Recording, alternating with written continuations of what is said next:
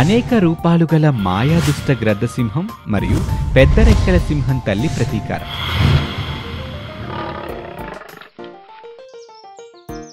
ఒక అడవిలో ముఫాసా, కొడుకు సింబా, భార్య నాలా జీవిస్తూ ఉండేవి.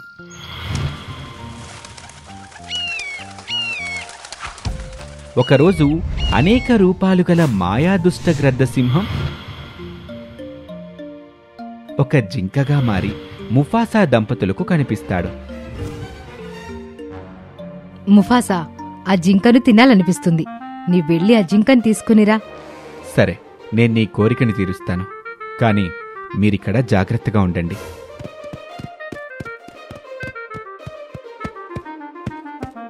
కానీ ఎంతకు ఆ జింక దొరకదు. చివరికి ఒక చోట మేత మేస్తూ ఉండగా ఆ మాయా జింక ఉన్నట్టుండి ఒక పెద్ద గ్రద్దసింహంగా మారిపోయి ముఫాసాని చంపేస్తుంది. ఇదంతా చెట్టుపై ఉన్న చిట్టి అనే చిలుక చూస్తూ ఉంటుంది. దుష్ట గ్రద్దసింహం తర్వాత ఒక నక్కగా మారి నాలా దగ్గరికి వస్తుంది. ఆకలిగా ఉంది, నాకేవైనా పెట్టండి, లేకపోతే నేను చనిపోయేలా ఉన్నాను అని ఆ మాయా నక్క చెప్పగానే దాని గురించి తెలియని నాలా ఆహారాన్ని తీసుకుని దాని దగ్గరకు వస్తుంది. వెంటనే ఆ మాయా నక్క ఒక పెద్ద గ్రద్దసింహంగా మారి నాలాను అక్కడి నుంచి తీసుకుపోతుంది. ఇదంతా సింబా బాధగా చూస్తూ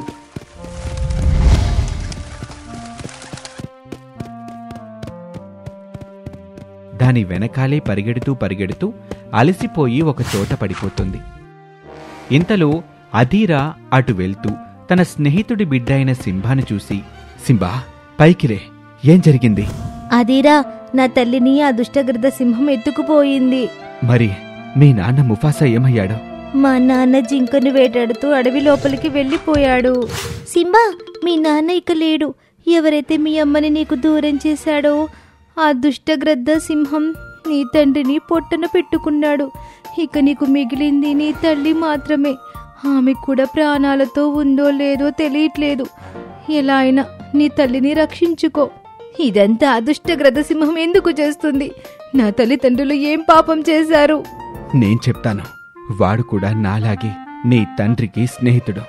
వాడు మీ అమ్మని మోహించాడు.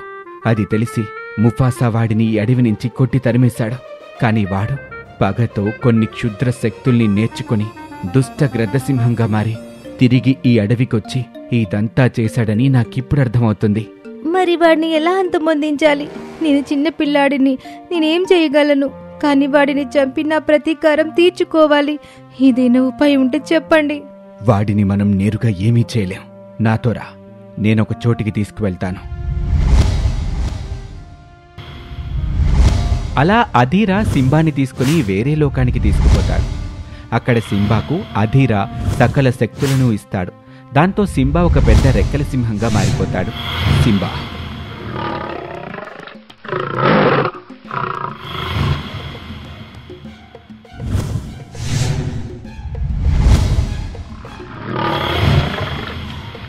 ఇప్పుడు నువ్వు చాలా బలవంతుడిగా మారిపోయావు. కానీ ఆ దుష్ట గ్రద్దసింహం దగ్గరికి వెళ్ళినప్పుడు జాగ్రత్తగా ఉండు. అలా సింబా ఆ దుష్టగ్రద్దసింహం దగ్గరికి వెళ్ళి దాంతో ఇలా అంటాడు. దుష్టగ్రద్దసింహమా, నువ్వు నా తల్లిదండ్రులిద్దరినీ వేరు చేశావు. నా తండ్రిని చంపేశావు. మర్యాదగా నా తల్లి ఎక్కడుందో చెప్పు, లేకపోతే నువ్వు ప్రాణాలతో ఉండవు. నువ్వా నన్ను చంపేది? నువ్వు నన్నేమీ చెయ్యలేవు. కానీ నీ ధైర్యానికి మెచ్చాను. నీ తల్లి అక్కడ బందీగా, వెళ్ళి చూడు. సింబా పరిగెడుతూ అక్కడ బందీగా ఉన్న నాలాని చూసి కన్నీటి పర్యంతమవుతాడు. సింబా, ఏడవకు, ధైర్యంగా ఉండు. నీ తండ్రిని చంపిన వాడిని చంపి నీ పగ తీర్చుకో. నా ప్రతీకారం నెరవేరాలి. తన తల్లి అలా చెప్పగానే సింబా ఒక పెద్ద రెక్కల సింహంగా మారి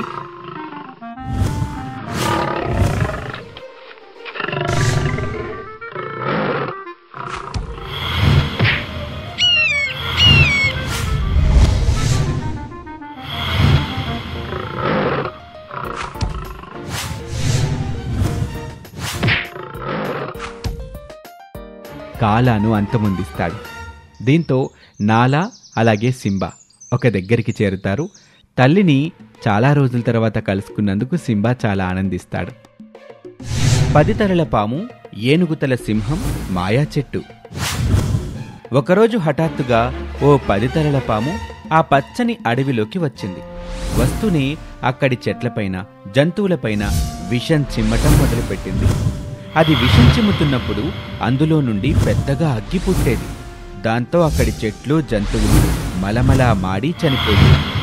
అది చూసి ఆ దుష్టపాము క్రూరంగా నవ్వుకునేది. ఒకరోజు 10 తలల పాము విషం చిమ్ముకుంటూ మాయా చెట్టు ఉన్న దగ్గరికొచ్చి విషం చిమ్మబోయింది. వెంటనే మాయా చెట్టు తన మాయతో పాముని దూరంగా విసిరేసింది. పాము అంతే వేగంతో వచ్చి ఇంకా కోపంతో తన విషాన్ని మాయా చెట్టుపై చిమ్మటం మొదలుపెట్టింది. వెంటనే మాయా చెట్టు గాల్లోకి ఎగిరి ఆ విషం నుండి తప్పించుకుంటుంది.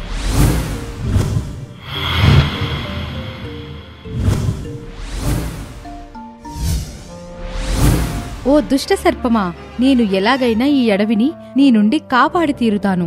అది నీ వల్ల అయ్యే పని కాదు. ముందిక్కడ్నుంచి పిరికివాణిలా పోరాడలేక పారిపోతున్నావు అంటూ పెద్దగా నవ్వింది. మళ్లీ విషాగ్ని చిమ్మటం మొదలుపెట్టింది.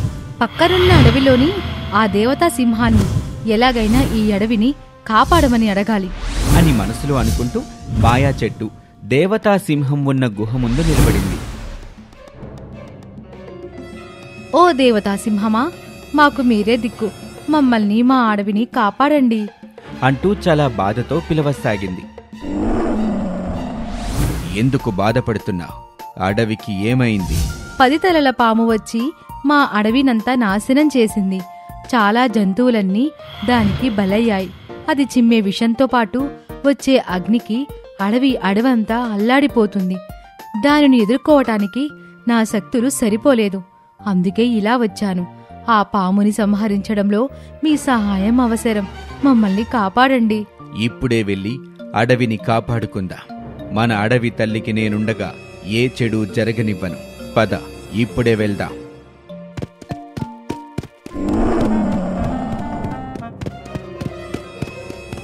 వాటికి ఆ 10 తలల పాము కనిపించింది. ఎవరు నువ్వు? అటు సింహానివి కాదు, ఇటు ఏనుగువి కాదు. వింతగా ఉన్నావు. అయినా నువ్వెలా ఉంటే నాకెందుకు? నిన్నిప్పుడే నా విషాగ్నితో బూడిద చేస్తాను అంటూ ఆ 10 తలల పాము విషం చిమ్మే ప్రయత్నం చేసేలోపే సింహం ఒక్క దూకులో పాము వెనక్కొచ్చి నిలబడి తన తొండంతో పాము తలలపై దాడి చేసింది.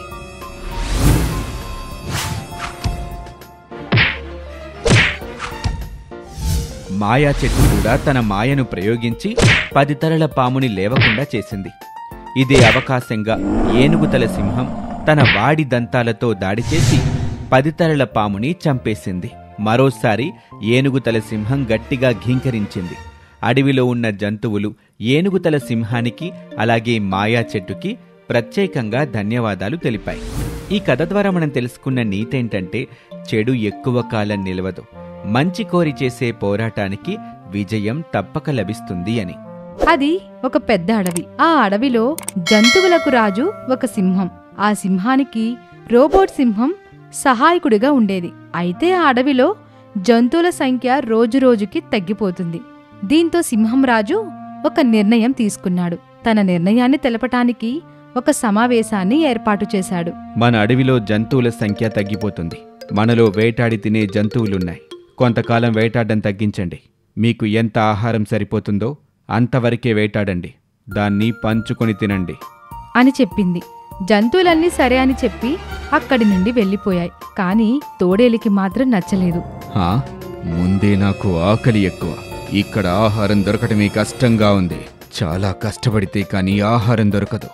అలా కష్టపడి వేటాడిన ఆహారం నాకే సరిపోదు. మళ్ళీ పంచాలట, వేట తగ్గించాలట. ఇలా అయితే ఎలా బ్రతకటం? నా వల్ల కాదు బాబోయ్. దీనికేదైనా తగిన ఉపాయం ఆలోచించాలి. మరునాడు వేటకు వెళ్లిన తోడేలు ఒక జింకను వేటాడి తింటూ ఉంది. అంతలో ఒక చిరుత అక్కడికి వచ్చి, నువ్వు వేటాడిన ఆహారంలో నాకు కొంతివ్వు. నాకీరోజేమీ దొరకలేదు. ఇది నాకే సరిపోదు, నీకు ఇవ్వను. నిన్న సింహంరాజు చెప్పింది విన్నావుగా? నాకు 2 రోజుల నుంచి ఆహారం దొరకలేదు. దయచేసి ఆహారం ఇవ్వు. చిరుత కోపంతో తోడేలుని గాయపరిచి ఆహారాన్ని లాక్కొని అక్కడి నుంచి పారిపోయింది. ఆకలి దంచేస్తోంది. ఆ చిరుత దాని బలంతో నన్ను దెబ్బతీసి నా ఆహారం లాక్కుంది. ఇప్పుడు నేను మళ్ళీ వేటాడాలి. చుట్టూ చూసింది. దానికి దగ్గరలో గడ్డి కనిపించింది. ఈ పూటకి ఈ గడ్డి తిని సరిపెట్టుకుంటాను. కానీ రేపు ఉదయం ఏదైనా జంతువుని వేటాడాల్సిందే అనుకుంటూ వెళ్ళి గడ్డి తినటం మొదలుపెట్టింది.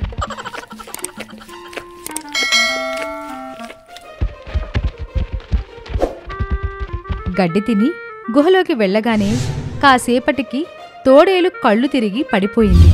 దానికి మెలకువ రాలేదు. గుహ నుండి బయటకొద్దామని లేచింది. కాని గుహ పైకప్పు దాని తలకి తగలడంతో ఇదేంటి, ఈ గుహ చిన్నదైపోయిందా? నేను పెద్దగా ఉన్నానా అనుకుంటూ చిన్నగా ఎలాగో గుహ నుండి బయటకొచ్చింది.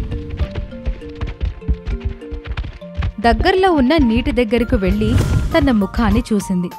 అప్పుడు దానికి అర్థమైంది అది చాలా పెద్దగా క్రూరంగా కనబడుతున్నాను అని. దాంతో తోడేలికి ఎక్కడలేని ధైర్యం, ఉత్సాహం వచ్చాయి. ఇప్పుడు నాకు చాలా బలం వచ్చింది.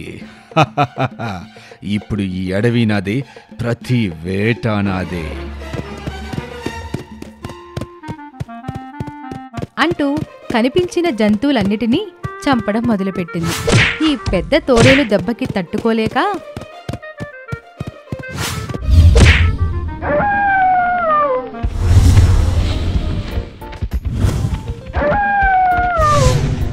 జంతువులన్నీ వెళ్లి సింహం రాజుకి చెప్పుకున్నాయి.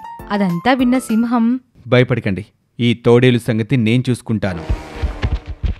రోబో రెక్కల సింహమా, ఒక క్రూరమైన పెద్ద తోడేలు మన రాజ్యంలో జంతువులపై దాడి చేసి చంపేస్తుంది. నువ్వా తోడేల్ని చంపి మన ప్రజల్ని కాపాడు. వెంటనే వెళ్ళు. అలాగే రాజా అంటూ అక్కడి నుంచి ఆ క్రూరమైన పెద్ద తోడేలు ముందు వాలింది. ఓ రోబో రెక్కల సింహమా, నిన్ను ఆ సింహం రాజు పంపాడన్నమాట. రా, నిన్ను చంపి ఆ సింహం రాజుని చంపుతాను.